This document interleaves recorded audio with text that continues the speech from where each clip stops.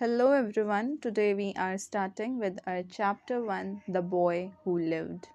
Mr. and Mrs. Dursley of number 4 Private Drive were proud to say that they were perfectly normal.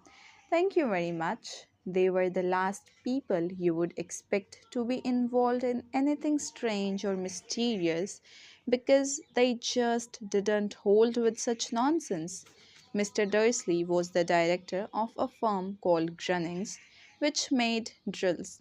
He was a big, beefy man with hardly any neck, although he did have a very large moustache.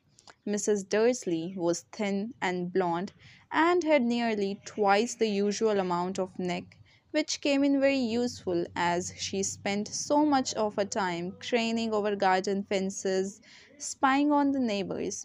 The Dursleys had a small son called Dudley, and in their opinion, there was no finer boy anywhere. The Dursleys had everything they wanted, but they also had a secret, and their greatest fear was that somebody would discover it.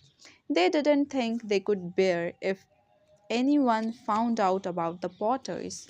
Mrs. Potter was Mrs. Dursley's sister, but they hadn't met for several years. In fact, Mrs. Dursley pretended she didn't have a sister because her sister and her good for nothing husband were as undursless as it was possible to be. The Dursleys shuddered to think what the neighbors would say if the Potters arrived in the street. The Dursleys knew that the Potters had a small son too, but they had never even seen him. This boy was another good reason for keeping the Potters away. They didn't want Dudley mixing with a child like that. That's all for today. Thank you so much.